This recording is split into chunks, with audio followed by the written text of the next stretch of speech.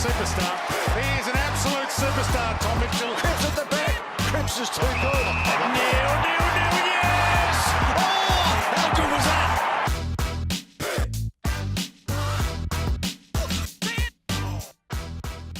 We're just having one of the all-time conversations here before the pod started, but let's just get into this. I had my, what would you call it, tag sticking out of my hat, got a bit of feedback that I need to tuck it in, and you've just told me that you've got a bit of an OCD tendency, that if you come up against an opposition player at the MCG and their tag sticking out of their jumper, that you have to tuck it in for them. Yeah, so I do it to my teammates all the time, like in training or just pre-game, and it's kind of become a bit of a running gag, but I genuinely hate it. And there's been, if I was playing on you this weekend and your tag was out, I would tuck it in. I couldn't, it would just annoy me. And I don't think I'm OCD, but the more of these little things people point out to me, I'm like, I think I might have a little bit. That's one I've never heard of. Yeah, if you were still playing next year, I would tell our whole Collingwood forward line to walk down to the 50, the start of the bounds. Everyone have your tags out just to throw Tuohy off. Yeah, that would rattle me. I may as well not play. So you're saying Brian Myers sits in front of you in meetings and he always does it, does he? Well, I don't know if it's deliberate or he's just like, because he sits in the same spot right in front of me. And anytime I tuck his tag in, he almost doesn't acknowledge it anymore. He just kind of like, he knows who it is. Yeah. But I think he does it deliberately in training just to piss me off. That's one of the best things I've ever heard. Isn't it funny in footy clubs? I'm not sure. Obviously, you've been at 2 clubs, Carlton, Geelong. I've been at 3. But how in every meeting, it's hard for people to understand this, or every bus ride, everyone has their exact spot. Like if you're new, you got to find your spot, and that's your spot for pretty much your whole career. Yeah. So this is the thing about footy players. You think of like how mentally kind of tough and resilient you have to be to just deal with the ups and downs, but then you have all these little things like that. If they're not done right, you just crumble. You know, like you're so mentally fragile in some ways, and then you can go out and play in front of 100,000 people and be fine. But like I'll do stuff with my socks up and down. Oh God, yeah, I need to stop like saying it out loud. Makes me realise how bad I have. Trust me, I've got plenty of them. Just like if things aren't like just in place, like little things. Like I like to have my shoes lined up. Like the more I think about it, especially as I get closer to game time, my tendency is like it's like just a control thing of like, all right, this is in order, this is in order. Now I can play. Yeah, as if like my socks being up or down is why I'm playing poorly. Like I'll have my socks up at the start. I'll play a terrible first quarter and I'll pull them down. Like that should fix it. But it's just funny how we're so mentally fragile in some ways. It's so good, mate. Thanks so much for coming on for a chat, because your story is a very unique one. There's not many Irish in the league, but you've obviously had a star-studded career. I was just going through your stats. I didn't realise you've almost played 300, so 288. Yep. Was there a part of you that wanted to go on to get that milestone? You must be pretty content with obviously the Premiership and everything you've achieved in the game. Yeah, so it's funny you mentioned that. When I was tossing up retirement, and I've been thinking about it for a few years really, but I knew there was a good chance it was going to be this year.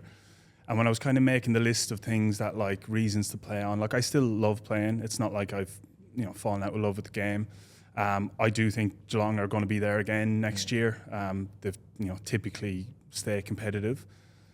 But the thing that kept popping up was like, imagine playing 300 games, and that was almost the best reason I could think of, which is a bit of a red flag. I've never prioritized those types of things, and I think if I was being really honest, I could see my game and my body trending a certain way this year.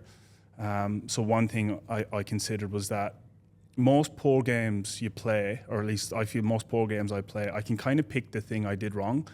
Like, and sometimes it's body stuff you went in underdone. You're like, I've been managing a knee for a few years. Sometimes it's just one aspect to your game that was off. And I can kind of live with that. It's like, okay, here's the thing I need to get better. There was a handful of games this year where I felt great going in, like really clearly understood what I needed to do, and kind of felt like I did it, but just wasn't impacting. And I couldn't really pick why. I was running all the same kind of patterns, and it's okay to have 1 or 2 games like that, but I would do that for 2 or 3 games, and then I'd play a stinker. And then I'd have a couple of games where I'm like real good again. And I just don't think I've had that in my career. Was it a mental edge thing? Like, was it keeping yourself on edge to attack every contest full tilt, or you're still doing that? You still can't pinpoint it? In years gone by, I can say it now because I'm not going to play again, but the one thing that when I played poorly, I used to do poorly was, say, that secondary and third contest, which like you as a kind of an elite inside guy would appreciate that more than most. When I was moved onto the wing, I found myself around more contests, and that kind of suits me, especially on the wing. I'm bigger and stronger than a typical winger, with a few exceptions in the league. But, that's it kind of suited me to be in those contests. And then occasionally the ball would spill out and I just wouldn't be as sharp as, say, an inside guy. So that was a big one for me. If I knew I did that well, I typically played really well. Yeah. But I was concentrating on that, and my body felt really good. I got managed all year. I was just really upset with a lot of the games I was playing, and I couldn't pick. I didn't know why. Like, I couldn't pick the thing that was not working for me, and that was a bit of a red flag. Yeah. And ultimately, when I actually made the decision, when I made the conscious decision that I'm actually going to retire, it felt so obvious to me immediately after that. Of course, this is the right time. Yeah, you felt relief, or what was it? Yeah, a little bit of a weight off the shoulders. And I think the reason people sometimes hang on is just your pride gets the better of you. You know, you're naturally combative, and I always feel like no matter how bad my knee has been, or I always think I can have a huge off season and I'll be fine, and I'll find a way of like being a really important player. As soon as I retired, it was just like, this is so clearly the right time. Yeah. And what I didn't want to do, and some players do this, and that's like fine if it's good for them, but I really didn't want to fizzle out in my career. Yeah. And I'm not like particularly proud of this, and it's a part of me that I can't quite switch off. Like, a lot of senior guys are happy to kind of be in and out in their last year or two and help build up the younger players, and I would love to be that guy, but my pride would get the better of me, and what would end up happening was that I'd just be a resentful, shitty bloke to be around, and that's also not fair. So I just kind of had to swallow my pride. To confront that yet, and whenever that time does come, I'd love to play as long as I can. I feel like I'll probably be one of those times that'll squeeze the lemon. I want to keep going as long as I can, but that side of it's also interesting because you've played majority of the games even in your last season, and you sort of go out on your terms, I guess. There's not many guys that get to go out on your terms. I think of someone maybe like a Luke Hodge or an absolute star, but to an extent you've done it. Like, you've achieved the ultimate in a premiership, and you've played the majority of games this year, and I understand why you've probably made the call, because you're like, if I do go on, I don't want to play VFL or anything like that. Well, it was kind of like, I would like to think over my career I've been really good to the younger guys and helped develop. That's never really been the issue, but it's just my personality would, like, I just don't think I'd be happy, and as a result I probably wouldn't help those guys. So it's kind of confronting that part of me. And there's for those who have any interest in the Premier League, a few months ago, Liverpool man, I hear. Yeah, I'm a big Liverpool man. It's a good time to be a Liverpool fan. Yeah. But it was actually Jamie Carragher was talking about a certain player from United, and it was a bit harsh what he said. He said you should leave the football before the football leaves you. And it kind of like almost hit me a little bit. That's kind of where I was at. I was like, I don't really want to fizzle out. And I didn't kind of want to be remembered as maybe the guy who stayed a year longer than he should have. And I kind of felt like I owed it to the club. I think it's useful to clubs when these senior guys can make that decisions themselves, because I think if I pushed to play on, I think I probably would have. But I don't think that would have served me or the club best. Yeah. And I think Isaac Smith, who's a mutual friend of ours, his experience was the same. Like, physically could have gone on. It seems as though there's a lot of guys down at Geelong that probably do have a little bit left in the tank. I'm not sure if, even a Jimmy Bartell type, when he was towards the end, whether he could have gone on, Corey Enright, those type of players. But the thing that everyone admires about Geelong is just the way they're able to regenerate and get these new recruits in, whether it be Stengel or Bailey Smith this year. And from your point of view, what is it that actually allows it to happen? Clearly there's things above your level in terms of salary cap, but what is it about the club itself, the place to live, the culture you guys have, that attracts these players? So I was pretty well aware of how Geelong operated before I went, as in word had kind of spread that it was a pretty good schedule. I know a lot of teams have really long days. Geelong typically don't do that. And there's something to be said for holding on to older players for longer than is industry standard. Yeah. People talk a lot about, you need to give younger players, give them games, exposure to develop, and clearly that's important. But it is still really important to teach them how to win. And the irony is younger players have time. And Geelong have done it really well over the years, where, the higher draft picks Geelong get, or the guys who show a lot of potential, have to cut their teeth for a year and a half. I don't think people realise that enough. Like, it's easy to look at, Brian Myers now, and DK did it when he came in. Those guys spent a lot of time in the VFL before they played. And I'll use Brian as an example. He is maybe the most highly specialised half forward in the game. Like, he is so unique at what he does. And when he started, you could see the potential, but I was just like, how are we going to cultivate this kicking action? And he's obviously smaller in stature. Like, how are we going to turn this guy into what he is now, which I think is Yeah, he's one of the most unique players in the league, but they do that really well. All the while keeping senior guys, keeping standards high, and showing that really, if you want to play for Geelong, the expectation is that you win. Yeah. And that's a habit you can teach. Yeah, it's so interesting that it's, the media and fans always get excited by the shiny new toy or the player with potential, but I think history and recent history especially shows that experience wins. Players that have been around. Yep. The term over 30 gets thrown around. You're over 30, you're on the back end. Guys are playing till they're 35, playing good footy at 34, 35. How old are you? 34. There you go. There's an example. But you think about your Premiership team you were a part of in 22. I think you're the oldest list, but you're the most match hard and most experienced in crunch moments. You have guys that have been there and done it. They know what to do. They're not going to make that error that a younger player may do, whether it be a lapse in concentration or an error of skill or something. And I feel like our team in 23 was similar. And that's why I really enjoy what we've done with our recruiting this year. Not that I have anything to do with it, but we're bringing in guys who are experienced, who have been around, and whether it be Dan Houston, Harry Perriman. I've only just had first interactions with them, but I'm excited by the fact that you got guys who've played footy and you've got a mature group together, because ultimately we're here to win premierships. No one's going to care if that's the currency. The only thing that gets measured is if you win it. So why not go all in to win it?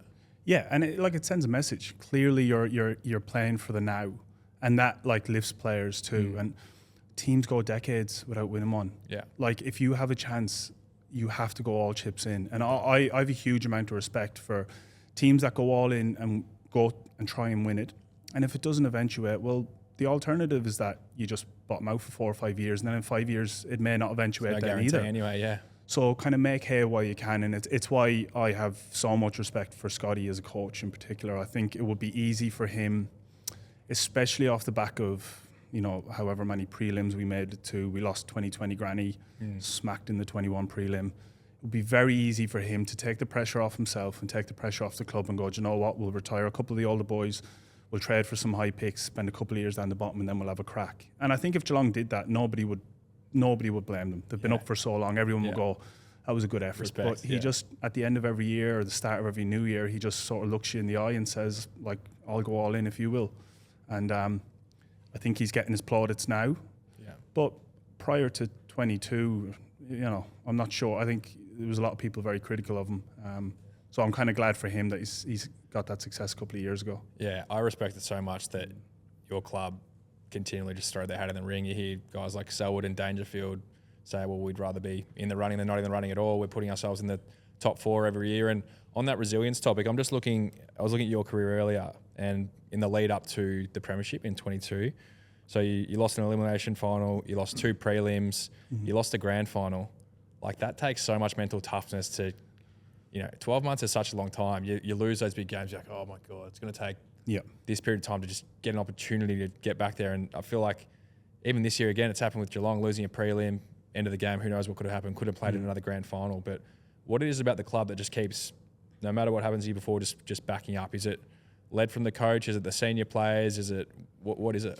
Yeah, it's a few things. Largely at Geelong, I do feel like I've just rocked up, trained, and then we've had really high output. There isn't a lot of science to it from my point of view, but when I step back and look at it, it is largely how they treat their players. I think I'm yet to see, I probably won't see it now that I'm retired, but 8 years at Geelong, I've never seen Scotty point his finger at a player. I've never seen him shout. I've never seen, in the aftermath of a terrible performance, him single out anyone. And there's been plenty of opportunities. And after enough time, what that ends up breeding is this, people say they play for their coach or they play for the club, and they do, and it's true. But I genuinely feel that I owed it to him, and I think a lot of the senior guys in particular felt they owed it to him to back it up again if he was going to give us that shot. But on some of those games in particular, the 2021 prelim to Melbourne, genuinely, if I'd been asked right there and then, I could have retired. Really? I was done. That was the one worse. That was worse than the 2020 granny. It was worse than the 19 or 17 prelims, which we lost as well. That was an absolute smacking. I was just coming off my first soft tissue injury ever. I've only done one in my career, and I'd just done it before that. And we got pretty well embarrassed. And you're right, it's 12 months before you even before you maybe get a shot at going back all the way. So for me, I just rocked up to work, and I do feel a little bit like Scotty and Steve Hawking and Wellesley and those guys who've kind of molded the club over the last 10 years. They've just done some voodoo magic, and all of a sudden we, halfway through the year, we're kind of 7-4 or something and going all right, and then just hit our stride at the right time. But it's hard to pinpoint. It is, but I feel like it's the modern way of coaching, because I think Craig McRae's obviously been in the role for only a couple of years, but has had success. And I can't really compare him to any other coach I've had. It sounds like he's cut from a similar cloth. He makes you want to play for him just because how good he treats everyone. And obviously, there's a time and place that if you need to be doing things better, we don't avoid that at all. But it's so different to what you hear of sort of the 80s, 90s, and your experience even in Gaelic footy back home, the hard-edged nosed coach who will just, you do something wrong, you're just waiting to be hit over the head by a stick. So it's like definitely changed. The commentary, like in some games, is that they just need to work harder. You need to go harder. They're not trying enough. I'm like, I don't ever remember not trying enough. Yeah. And I've had some massive smackings over the career, and it's never been because I wasn't trying. Yeah. So it's a lot more nuanced than that. But yeah, I consider myself really fortunate, and I'm not sure how they've persisted so long at the top, but it's very hard not to respect. Yeah. We're going in reverse order here, so we've obviously touched on Geelong, but how did the move to Geelong actually happen from Carlton? Was it a difficult decision? What were sort of the terms and conditions as to what made you want to leave Carlton to go to Geelong? Yeah, so like my last year at the club was really difficult. And for the vast majority of that last year, I was pretty desperate to stay, and I was pretty sure I would stay. I kind of thought it would just sort of fix itself. At that point in my career, I hadn't missed a game it was 3 or 4 years. I forget exactly how many. So I'd played regularly, and I played really consistently. 16 wasn't my best year, but it was pretty good. And then I was getting the sense that I wasn't in their future plans, or I wasn't going to be certainly not a big part of their future plans, which kind of confused me a little bit at the time. I was 25 or 26. And then the actual contract itself had just a few stipulations that to me indicated that too. It was kind of a match payment basis, which I had been on in my career for a long time. And you felt like you've deserved something set in stone? To me, it said that if they were going on the match payment system, they probably thought I wasn't going to play every game. Because if I was just a nailed-on starter, you would just make it a basis. I had a 2-year-old son at the time, so I actually didn't. It wasn't a money issue. I actually would have taken a bit less if they'd added all the match payments on. I actually would have taken less. I just wanted guaranteed money, and I actually thought that was a really kind of modest request, and they just kind of wouldn't budge on it, and that made me really suspicious. And had some conversations with my manager and some other people as to why they would not do that. And look, I was part of. We actually had an incredible half-back line. It was Cade Simpson, who's a club legend, Sam Doherty, who was at the peak of his powers at the time, and we know how good a player he's been, and myself, and I felt like I was pretty comfortably third fiddle, and I think that's how I was perceived as well. And at the time, I probably had a little bit of trade value, and I think the club were pretty keen on, another player from another club, and I was probably the only one that they were prepared to lose. And by the end, I wanted to stay, but by the end, I couldn't get out quick enough. Over that trade period, I was just had enough. I was cooked. Yeah. I just didn't enjoy the year as well. Yeah. It sounds like there's some pretty dark times there at Carlton. You did have some success to an extent. You played 2 semi-finals for the Blues. They're obviously a monster club.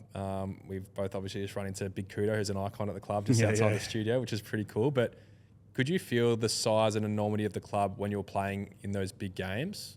Like a semi-final obviously isn't quite a prelim, and a grand final as you've experienced at Geelong, but can you feel the size and enormity of the club in your experience in those games? Yeah, you could. The Collingwood game was always the one in the early part of my career, even the early home and away season fixtures. That was the one that was a bit like you'd walk out into the ground and you're just like, oh, there's, you've experienced now. It's kind of, there's a bit of electricity in the air here. This is a bit different. And early in my career, we were trending in a really positive direction. That 2011 season, we lost that semi-final to West Coast by a couple of points. Not that we would have gone on to win it, but I think we might have beaten Geelong a couple of times that year. Obviously, they did go on. So we were, mixing it with the good teams. And I guess the wheels came off a little bit in the next couple of years. But, I was never under any illusions that I was drafted to a juggernaut. And like I said, you could feel it early. And then it just kind of, the last few years just just went awry. And it actually kind of works the opposite way when you're playing for a huge club. Like it's incredible when it's going well and you just feel like you're on cloud 9, and then the pressure is really dialed up to 11 when you're with a big club. But the thing I'd like to kind of stress about, like, I loved my time at Carlton. And over the last year or two, I have found myself watching them play, and all of a sudden I was kind of sneaky fist pumping again when they were winning. And so it all started coming back because, you know, in the immediate aftermath of leaving, you are a little bit like... bitter? A little bit bitter, yeah. You are, yeah. You're a little bit bitter, yeah. But I have noticed that kind of fade, and since retirement, like I just almost feel like a full fan again, which is nice. Because that did leave me for a few years. And we're going to talk a little bit about your book. So if you don't mind telling the listeners about the title, when it's being released, because I think there's some components in the book which everyone can relate to. You know, obviously not everyone out there is a footballer, but everyone is a human. And clearly you've had your struggles with your mental health, with homesickness. And I think people underestimate actually how hard it is to come all the way across the world. Obviously you had a young born who was, I think you were there for the first birthday, but you're really dealing with some homesickness. So talk to us about the purpose behind the book and why you're so passionate about that space around mental health and the homesickness as well. Yeah, so the book is the Irish Experiment, which is the lovely colloquialism for, you know, that's what the endeavour of bringing the Irish guys out here. It's an experiment. Give them a category B and see how they go. You're not giving up much. That's the only perk to it. But so yeah, it was great, and it was awesome for the first couple of years. But a big part of the book is kind of, I guess, parenthood. Spent a lot of time talking in the first chapter about my old man. He was a prison officer in a maximum security prison for 30 years back home, biggest prison in Ireland. Growing up, you don't think about it like what your parents do. You just know that if you need boots and food, it just kind of turns up. And it's only reflecting on it now that I realise how intense what he did was. So it's kind of strange to think about how I get to do something I love. And even at its worst, footy's a pretty good job. Whereas he liked his work, but a bad day in a maximum security prison can be really bad. Whereas a bad day playing footy's still pretty good. But the year my little fellow was born, 2014, I'm pretty open about the fact that I hadn't experienced anything like it. And so he was born back home in Ireland, wasn't No, here, January 2014. And there was a lot of stories, and it's only reflecting on it that I actually realised how tough it was, and maybe how bad I was, and how much I should have gotten help. I didn't. I've never been to a therapist. I've come close. I talk in the book about one of my teammates. I asked him for his therapist number, who he was quite open about seeing, and his was largely performance stuff, really, but I'm sure a little bit of personal stuff. But I was like really teetering on the edge. And what my experience of it is that there would be huge ebbs and flows, and at my lowest, I can see the name on my phone and like the call button. And I would just fight the urge to press it. And then I would slightly come out of whatever funk I was in temporarily, and I just put it away and forget about it. So now I'm okay now. And there's one example, one little anecdote I tell in the book where we were playing St. Kilda on a Monday night. And it was Monday, which was a weird fixture. And I can remember sitting in the living room, and I had my bag on the ground. I was in Carlton gear, ready to go. And I just burst out crying. And I don't think my now wife, then partner, had seen me cry. But I just, and nothing particularly unusual happened that day, but just the prospect of going to play, I was like, this is not it. And I just started crying. And it was Mick was in charge at the time, and I have a great relationship with Mick. I know he was polarising, but personally I have only good things to say about him. And I knew if I called him to say I can't play, he would have been fine. I don't know if I had called him, I don't know if I would have said why. But I know I didn't feel pressure in that sense to play, but I've always been of the opinion, and this has served me well from a performance point of view, but this has cost me personally, I think. It's the kind of idea that if you're physically capable of playing, you should just play. If I can walk and run, I will just play. And to that 100%, mentally, if you're not there, you just force yourself to do it. You're like, I have to do it. You just feel like you're letting people down. And in a slightly selfish way, I'd almost rather play poorly than have them think I just let them go out and do it by themselves.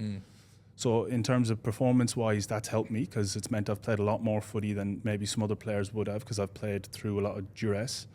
But personally, I've kind of taken the same approach where I'm struggling here. It's like, nah, just get on with it. Like, just shut up and get on with it. And that's somewhat been my philosophy. But I did go and play that game, that St Kilda game. I can remember rocking up and just hoping that it wasn't obvious I'd been crying. And I think I played okay and we won the game. But it was only on reflection that I was like, yeah, that's really not normal. Like, don't know if that's ideal prep for, you know, a Monday night game against St Kilda. So there was a little bit of that that year that I really struggled with and actually never got help, which is a big regret. And sorry, now I'm talking a long time, but that's good. The other bit was a big component I wanted to do with the book was to have it as something of a like a manual for my I've got 2 boys now, because I would hate for them to do what I did. I would hate for them to grow up and handle things the way I did, because I know it's unhealthy. Now, I got through it and things worked out fine, and largely speaking, it was kind of just that 1 year, but I would hate for them to feel like sitting in the car crying is a good way of doing it, or like you're tough, or you're... So I kind of wanted to make sure this is a what not to do.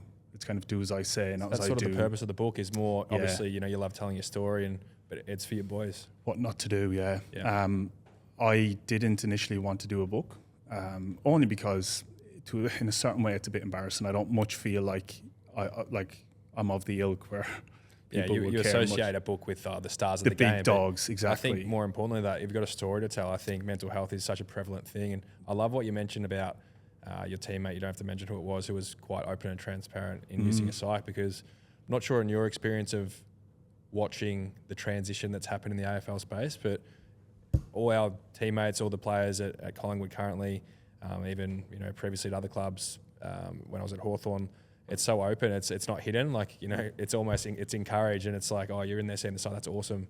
Yeah. You share as much or as little as you want about it, but it's such a common practice now. I think it's come a long way. Yeah, it's so healthy. Like, it's so much better. And this is kind of the thing where I knew, even at the time, I kind of knew I was doing the wrong thing, but it's just part of my makeup, I guess, that I just wasn't capable of doing it. And the player in particular, who is a very close friend of mine, like, he would talk about the benefits of it. I have my friends group back home and here, like, we're pretty affectionate blokes. Like, I've no issue telling my close friends that I love them. I'm here for you if you ever need to talk. It's not like we're reserved and not kind of progressive in that way. We all are. But there's just something in me that wouldn't let me do it. And if I'm being really honest, I'm still not sure I'd be super comfortable doing it. So I'm okay talking about it on this forum, and funnily enough, I can write it in a book and I'd speak to a whole room about it. But the prospect of actually sitting one-on-one and talking about my feelings is something that's really challenging for me. But I want to make sure, my boys don't grow up to be like me in that way. That's pretty inspiring that you can talk about that, because we all have our mental health journeys, don't we? Everyone experiences up and downs, and for you to, I guess, talk about it right now and then put it into words in a book, I think it's going to have a lot of impact on a lot of people. But what else do you go into in the book? I'm just so interested with all the Irish players. I'm a good friend with Connor Nash, who played a lot of footy with him at Hawthorn. Star. Yeah, great players. Forging a really strong career. Yeah. Like, at stoppages, he'll love this if he's listening, Nashi. Like, seriously hard to move. Like, the strongest, just a pure athlete. I don't mean to divulge the contents of private conversations, but when we played the Hawks this year, Tom Stewart, who is the biggest bull I've ever played on, like, he is a genuine freak, which I know is not a secret. He was talking about Connor Nash. He says he's never... He says he hit him, and he hits hard, and he's just like, he didn't move. You hurt his hand. And Stewart was just like, oh, okay. Just won't do that again. He's a physical specimen. Yeah. But how did you even hear about AFL? And then, is it through the Jim Steins connection of way back? And then is there a community of the Irish players, like, although you're all at, different clubs, Mark O'Connor's another Irish guy with you, but do you guys have like a WhatsApp group? Do you stay connected? Like, I'm just so interested how I think I was affectionately kicked out of the WhatsApp group when there was a whole group that came at a similar time, and I was like 28 and they were all 20, and I was like, not sure this is my crew. Yeah. But we do stay connected, and the way it came about for me was played in the under-18 competition in Ireland, which is minors, it's called. So I played in the minor competition. Effectively got invited to a combine and got picked from that combine. My awareness of AFL was Ty Kennelly at the time, was the only Premiership player. And that was actually around the time I was playing the under-18 competition, and he was kind of at the height of his powers. And it's only really when I came over here that I appreciated Jim Steins. Obviously, I was aware, but I don't think I knew just the regard in which he was held. But when I got a phone call on the house phone back when that was a thing. It was an Australian scout, and we just played a team from Northern Ireland, which is where Conor McKenna is from. It wasn't his county, but it was a strong Northern Ireland accent that you might be familiar with Conor McKenna. So when I picked up the phone and it was an Aussie asking, it caught me off guard, and I assumed it was someone from Northern Ireland, just a journal asking about the weekend's game. I was like, what is this? But it was it was the scout, and from that phone call to signing a contract, I just put everything else on the back burner. College went on the back burner. Everything else was kind of geared towards it. There was no like, I wonder should I do it? Like, I was desperate to get over. Was it the idea of getting paid to play sport? Being a professional athlete, yeah. Was obsessed with the prospect of being a pro. Yeah. If you grow up in Ireland, if it's not rugby, which is kind of your only alternative to Gaelic football, it has to be soccer. And if you're not a professional in soccer when you're 13 or 12, it's not going to happen. Like, it's just a crazy industry, that one. So I was infatuated. And Colin Begley, who played for Brisbane, and I think he played 1 year for St Kilda, he's from my home county. He played about 30 games, I reckon, at that time too. So there was a bit of coverage around it, but I was just desperate to be a professional. Like, I just couldn't wait. Talk to us about the culture of Gaelic football, because obviously you don't get paid. Yep. Some seriously talented athletes playing, but you've probably still got friends playing over there that have to have full-time jobs, and I assume that the training schedule is still pretty demanding. Yeah. But why is that? Will that ever change? I don't really see how it can. So every county has their own team. Crow Park is, I think it's the biggest amateur stadium in the world, unless that's changed, but I think it's like 85,000. And it gets packed a handful of times a year. So there is money being generated in the game. And the expectations of these guys, genuinely, coming to AFL would almost feel like a step back. Just in overall workload, because you're right, they're working 9 to 5, and then the training they do is no joke. And the other thing that I guess culturally is significant about the GA is that you just never change team. You play with where you're from, and that's kind of it. Now, there's exceptional circumstances where it's happened in the past, but largely speaking, it's really frowned upon. Yeah. And I think for Irish guys who end up over here, that's one of the challenges. Like, I think myself and Pierce Hanley, and I guess Conor McKenna changed, but he went home in between. Like, there's not many that have ever changed clubs. And I think it's just this innate thing that's in us. We've never seen it happen. It isn't done back home. That's another reason I probably found that change at the time really difficult. It just felt wrong to me to do that. Is it like a loyalty thing or something? Yeah, it's just like they're the ones who brought me out, and I should repay them. Yeah. So I found that challenging. But the game, I don't think will ever go professional. And I think the standards are going to continue to rise, which is, it's a shitty combination, because you're asking more and more of these guys for less and less. Yeah, they're professional athletes. They're physically they're primed. Like, it's silly, the standards. Yeah. Yeah, it's hard to wrap your head around. And I'm not even sure. I would probably look into it a bit more if I went home, but like, I'm not even sure how you would go about. And obviously, once upon a time, AFL, or VFL wouldn't have been professional and just edged its way into it. But I just don't see how that could happen back home without maybe having the number of teams and introducing a draft system, which would be just too stark change from what we have. Yeah. You mentioned the phrase frowned upon. Have you felt a burden from leaving Ireland at all? Like, with your people from back home, do they judge you for going and doing what you've done, or are they proud of you? Nah, yeah. So my experience has been like overwhelming support and pride. I think it depends a little bit on where you're from back home. If you're from one of the traditionally really big and really strong counties, like Mark O'Connor's from Kerry, they're always quite strong. Conor McKenna's from Tyrone. They've had some really well-known public figures back home be super critical of the AFL, so he would have, I'm sure, copped some criticism. But for me, I think people from Portlaoise and Laois, where I'm from, kind of wear it as a badge of honour that one of their own has done this, made this transition. But I carry a little bit of guilt for leaving, because my home club is exceptionally strong, or was exceptionally strong for 10 or 15 years, and on a few occasions fell 1 point or 2 points short of going all the way in the Irish competition, which we've only done once in our history. And we probably had 3 or 4 really good looks at it in my time over here, and just fell short. And well, I don't necessarily think I would have been the difference. It hurts a little bit to know that you weren't maybe there to help them. So there's a little bit of guilt, but I've only ever had overwhelming support from particularly my club, Portlaoise. In the book, you talk a little bit about lacking confidence as a young player and a young athlete. And look at you now, like you've played 288 games, you're on a premiership, you're so content with what you've done. What advice could you give to someone that does lack confidence in an athletic sense and how to build that? What I say in the book is I write a little line or a couple of lines to myself that I wish people or somebody had said to me back then. And for me, like I kind of lack confidence socially as well as on the field. So I have this kind of personality trait of I'm reasonably extroverted around my close friends. So I'm quite loud and boisterous and that's all good, but it just never translated outside that immediate group of friends. So I think people close to me would have said that, oh yeah, he's a confident type of guy. But then away from them, I really struggled with girls, with football, with everything growing up. And that's pretty hard for a young bloke to feel like you're no good at that stuff. Yeah.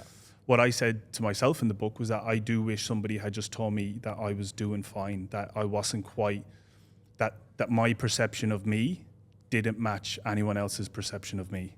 That I kind of built this image of myself as being mediocre is the word I use in the book. I thought I was mediocre at football. I thought I was mediocre socially. I thought I was mediocre at everything, and that really hurt me. And it's only looking back on it that I did fine. I was fine socially. Yeah. I didn't do any worse than anyone. In fact, I did a fair bit better. But I had just kind of convinced myself that this was who I was. And talking to coaches and people now who knew me then, they'll rave about how they always knew I was going to be a brilliant footballer. Like, ever since I was this big, he was clearly the standout. I was convinced I was so average until about, actually quite a specific time, about 15, 16. I just thought I was good, but like that was it. That was my ceiling. But they'll rave now about. So I talk a little bit about how most people have a negative self-image. I just think, especially competitive people, they never think they're good enough. Yeah.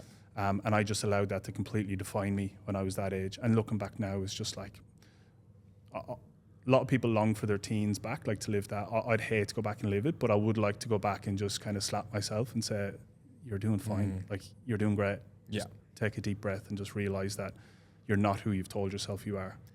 That's such a interesting topic. So it sounds like you think we need more people in the community to build people up, because can definitely relate to that. Like, you're your harshest critic as well. Like, it's great to see you like sit here now and be content with who you are and what you've achieved, because I'm still, I would say, dealing with that now. Like, even my footy, like I've been fortunate to achieve so much, and it's still the critic of like, nah, I haven't done enough. Like, it should be more, like, it's the competitive instinct that drives you, but it's also not healthy, is it? Yeah, because well, you can't, Yeah, or like for me, I would look back on any given season and think I really shot the lights out that year.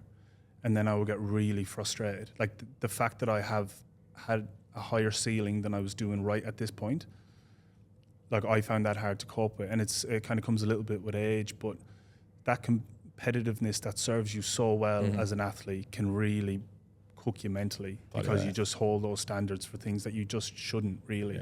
And I've struggled with that.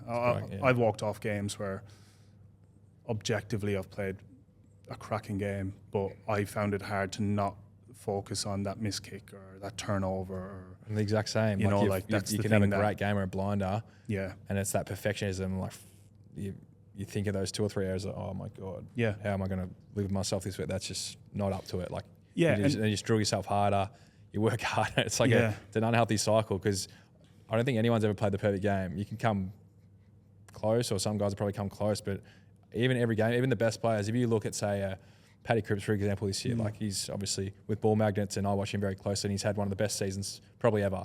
But if you watch the games closely, he's probably been caught holding the ball a couple of times. He probably had 3 clangers directly to the opposition, but people don't even remember that. They remember the overall package of what you've created, both in that game, in that season, in your career. Even, I think, Dustin Martin as well. There's stats around him in his best seasons. He led the league in clangers. Yeah, or like he's been done. I saw one, because he's famous for the fend off. He got done holding the ball more than like. Yeah, but you don't picture that in your head, do you? It's the narrative that's created by footy fans and things. Yeah, but like you do as the individual. Yeah, I guess that's the challenge. I made a deal with myself one year that I was never going to show my disappointment in game.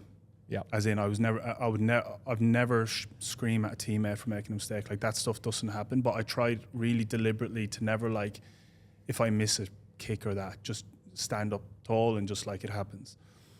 It's probably not what you're meant to do, but this was the deal I made with myself, is that I would allow myself to express that frustration in training, which I spoke to a coach about this, because you want to be careful a little bit, because you're also setting standards for younger players. But at times I was struggling. If I was training really poorly, like that would also, I would hate that. Yeah. But I allowed myself to punch the ground or scream in training and like let it out in those moments, on the condition I would never do it in a game. Yeah. And that was like a mental contract I made with myself. And for me, it actually kind of helped. And it became almost a little bit funny, I think, for other players, because we were doing this one, you have to leave this in, but it was funny to think back on. We were doing this little handball drill on the boundary at GMHBA, and it was like a 5v5 or 6v6, working it up and down. And we were just getting peppered by the other team. Like, we couldn't put two handballs together, and they were just like zigzagging it. And I was getting really frustrated. And the ball got fed back in by a coach, and I just turned to the stand and launched a barrel up into the top of it and said, "Give me another fucking ball," and just started again. And it was out of nowhere, because it was just a basic drill. There was no need to be that like frustrated, but I was just like, I'd had enough. And I just got it and like launched it up into the top tier, and then just got another one. They just like, it became we looked at it after the training session in the meeting. Showed on the tape. Yeah. So it was just like, it was silly, but I've done that stuff a few times as a mental contract I've made with myself to never, like, just, I don't want to let you know that I'm really frustrated with myself if we're playing against each other. Now, if I miss a kick, you could probably assume I'm pissed off with myself, but I don't need to give you the ammunition of like, oh, he looks shook here. Body language is a key one, isn't it? Like, it's infectious both for your teammates and opposition. That's really cool. The mental contracts thing's interesting. I use mental contracts with myself that no one else would know about. Not like that. Mine are a little bit different, but things that people wouldn't even know. But it's the accountability yourself as a competitor. Just trying to think of some examples off the top of my head. For example, like I do this with my diet sometimes. Like, I'll commit to, let's just say it's 10 days of I'm not eating any sugar for 10 days, and like no one knows you do it. But I think those little mental contracts you talk about build that resilience in you, because it just accumulates mini achievements, which makes you feel good about yourself. And then when you get to the moments, you've been through different challenges. It's that you're not who you say you are, you're who you've shown yourself to be. So like, you can look in the mirror and say you're the man and you're the best in the business, but if you go out there and eat 3 Kit Kats on the way home, you're not. That's who you are. You're the guy who eats 3 Kit Kats on the way home. Yeah, exactly. You have to live it. Just with the body language thing very quickly, we had a Zoom call with Richie McCaw in 2020 up in the hub, and he said a few things that stuck with me forever, and one was around that body language. And he talked about going into a World Cup final and how nervous he was, and he said every player and everyone you ever come up against has that voice in their head that says, this is a big game, don't be the one to fuck it up here, like, you don't want to be that guy or live with that. And he goes, everyone has it, including me. Bear in mind, he's this iconic All Black, and he said he always thought his job was to make the voice in his opponent's head louder than the voice in his head. It's never going to go away, but I'm going to make your voice louder than mine. And the way he would do that is, stand up tall, shoulders back. He said body posture. He goes, I would walk out onto the oval looking like an Adonis, like it was just nothing to me. And he was as shitting himself as much as anyone. Bit of bluff. And that always kind of stuck with me with the body language stuff, like make the voice in your opponent's head louder than the voice in your head. Never heard that. That's pretty awesome. Fascinating. It's stuck with me since then. That's really cool. Love it. I want to throw a few quirkier ones at you. Mm-hmm. Is it true you're a star at chess, like one of the best of all time? Iconic. Yeah. How have you become interested and good at it? Like, do you play regularly? Yeah, I do. Do you enter like chess competitions, or you just No, I don't enter. Mates to school? We started a chess club this year at the Cats, and there's about 20 of us in it. Everyone's trash, like, so I think I'm kind of stat padding a little bit, like stat padding. But I started doing it in the hub, just out bored, and blokes started pulling chessboards out, and I know the rules, but this is another trait about me. I have these little periods where I become obsessive about things. Watches is one thing that, like, my algorithm gets. Like, I was getting to watches next. Yeah, my algorithm. I watch people make watches, like deconstruct them, put them back. Like, I've definitely got something. Yeah. Or wine was a big thing for a long time. But anyway, chess, I would stay up and watch chess played live. Is that right? Yeah, I'd You'd watch research it as well? Yeah, study openings and stuff, and that would go for a long time now. That's died off, but I haven't stopped playing. So on the app, there's a few guys on the app, and every little 100 points of rating was like a new milestone. And I set a target to see if I could get to it. And once I got there, I kind of plateaued a bit, and I was almost afraid to play more because I didn't think I could get higher without really studying. And dropping off once I've got there would really piss me off. Have you lost? What would be your record at the club? No, I haven't lost at the club. We the way we did it was there was 4 tournaments, and they're all kind of based off AFL, NBA, Wimbledon, and I forget what the last one was. And I won the first 2 undefeated. So World Cup. So World Cup, so it was like groups of 4, and you would qualify like the World Cup, and then the NBA was like, I think we did best of 3, and but I played the first 2, went through undefeated, won the 2 of them. I sat out of the third one because it was just even it up, just give them a chance, give them a chance, yeah. And then I actually think we ran out of time for the 4th one, which was going during finals, and we never quite finished. But there a few of the guys are really good. Brian's quite tricky. Mark O'Connor's pretty good. But I don't think they'd mind me saying I've probably got them covered. That's so good. Yeah. And another quirky one I've got here, the shape of every country. So we've had Who told you that? Can't reveal my sources. We've had Jack Ginnivan on the pod, and he's like obsessed with flags and colours of flags. So like I could give him the most random country and he would just go bang, bang. Yeah. But I've never heard like the shape of a country. I should have got some cutouts made. But I'll probably get it wrong. But so how it started was I was bored, and I learned the 50 states just because America, yeah. Just never really knew them, kind of know of a lot of them, but so I learned them alphabetically. Yeah, see, geographically, I'm pretty good. Like, I know where everything is, but the size of the states is interesting. But then, I couldn't recognize the states, but there's a game called Worldle, which is you just get the map, and you have to, and every time you get it wrong, it says, 1,000 kilometers this direction, and you can hone in on where it is. And I got tired of getting West Africa and not knowing which is which, because there's a lot of small countries in West Africa, and that was really pissing me off. Again, this is one of those things I've become obsessed with. I love this. So on Jetpunk, which is a quiz website, it's got everything on there, just any category, and you can do African map. So I got the African map, and you can push the country, or it'll highlight a random country, and you guess them, and it tells you what you got wrong. And at the end, and I just kept doing it until I got every country right. Every country in the whole world? So I did Asia, Europe, Africa. Okay. Europe, ironically, is the one that I would get most wrong, because it feels like the easiest that I should know best. So I never invested time, but I did all of Asia and all of Africa. And on this, I don't know how many countries Africa actually has. On this one, there was 54, but it included like Seychelles, which is way off. So don't know how accurate it is.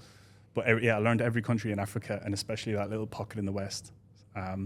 So I still play World every now and then. But yeah, it's one of those things I just became. So if you're going to ask Zach Tuohy for a contest in anything, it's not where countries are. Not African. It's not geography. Not Africa specifically. Yeah, Africa specifically. It's definitely not chess. And it's not how to deconstruct watches either. Mate, thanks so much for a chat. I've loved this. I could keep chatting for a long time, but I know you got plenty on. Excited for what's going to happen with you post-footy. I know media excites you. If you ever start your own podcast, we'll have to merge forces in some regard. But the Irish experiment, the book, like I'm just so fascinated to delve into that further, because I think not only your footy journey is so unique and special, but even how open you are with your journey with mental health, and sharing that, and the purpose of it being for your boys is really special. So you should be very proud of that. And is there anything else you'd like to touch on in regards to the book? Or no, it's out November 4th, but thanks for having me on. This was really good fun. I love talking about this stuff, especially now that I'm kind of out of the game. I can tell you say more than you're allowed to how in much the of game. a mental pygmy I really was. Yeah. But thanks for having me on. This was worries. great fun. I might go get a chessboard now. I'll go one-on-one. Thanks, Zach. Cheers, mate.